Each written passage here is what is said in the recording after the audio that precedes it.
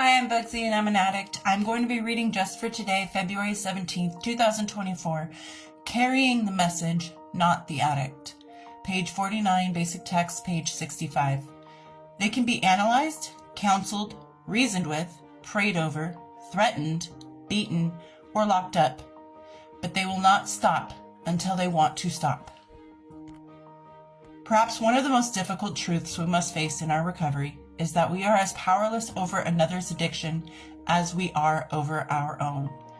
We may think that because we've had a spiritual awakening in our lives, we should be able to persuade other addicts to find recovery. But there are limits to what we can do to help another addict. We cannot force them to stop using. We cannot give them the results of the steps or grow for them. We cannot take away their loneliness or their pain.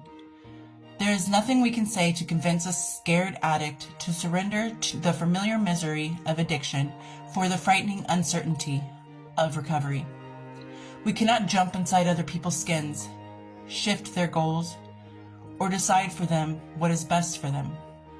However, if we refuse to try to exert this power over another's addiction, we may help them. They may grow if we allow them to face reality, painful though it may be. They may become more productive by their own definition, as long as we don't try and do it for them. They can become the authority on their own lives, provided we are only authorities in our own. If we can accept all this, we can become what we were meant to be, carriers of the message, not the addict. Just for today, I will accept that I am powerless, not only over my own addiction, but also over everyone else's. I will carry the message, not the addict. I love this one, because I always talk about how I cannot get sober for you. I cannot do your recovery for you. I can't do the steps for you. I can't do the program for you. I cannot do it for you. All I can do is motivate you to do it and to get to where you want to be in your recovery. And it is so true that you cannot get someone to get sober if they are not ready or willing to be sober.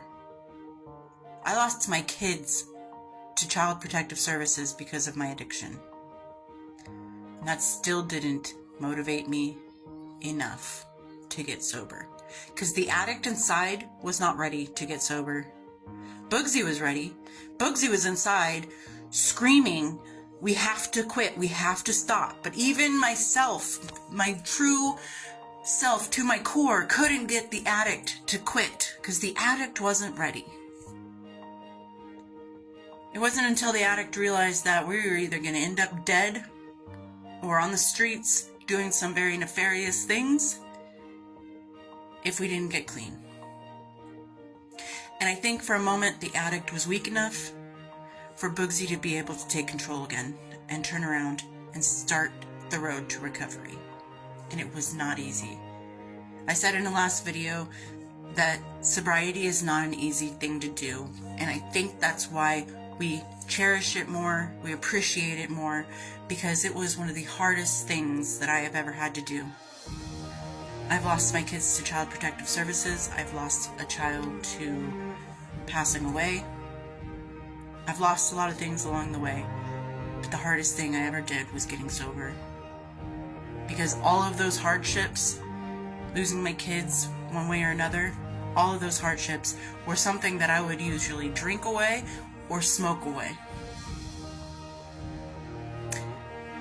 And I had to throw away the only coping mechanism that my brain decided was best for me, and that was addiction.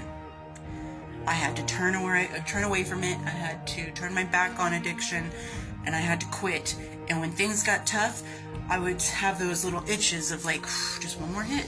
Maybe, it's only been a week. I can hit it and start over. I can hit it and nobody will know, and I can keep going. But guess what? I would know. I would know. And that one hit wouldn't hurt, and I could start my week, my next week. I could start the next day, whatever. How many times has that happened? I'll just take one hit. Doesn't work like that. That one hit would have been another year or two. So I had to learn how to get sober on my own when I was ready to get sober on my own. And I can't do it for you. And just like they say for college, hey, go to college. Oh, that takes 4 years. Yeah, well, you know what? That 4 years is going to still pass, whether or not you're in college. And when that 4 years passes, you could have graduated. But instead you said, oh, I'm not ready. Same thing with addiction. Oh, I'll do it next week. Or addiction's hard. That person has a year and I can never get that year. Well, that year is going to pass whether or not you're high, whether or not you're drunk. That year could have been your chip at the meeting. You could have been getting your year glow in the dark. Congratulations, chip. But because that year seemed so far away, it wasn't worth trying to get to. You can't force somebody to get sober, and you can't do it for them. As much as I would like to help people, go to sleep for a week or two, or 3 months, because usually the timeline's 12 weeks to get detox and withdrawal and sober. Go to sleep. I'll do it for you. When you wake up, carry on from where I left off. Or, you know what I mean. But I can't do that. You have to put it down. You have to stop. You have to consciously decide, this is it for me. I'm done. And I know it hurts because you have to leave behind things that were meaningful to you. You have to leave people behind that meant something to you. Family, friends, loved ones of all sorts and sizes and shapes and whatever. You have to leave that all behind. Because you have to protect yourself. You have to save yourself. Appreciate your sobriety. You are doing fantastic.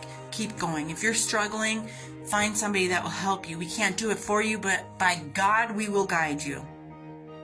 And I hope everyone's doing well out there. I'll talk to you later. Bye.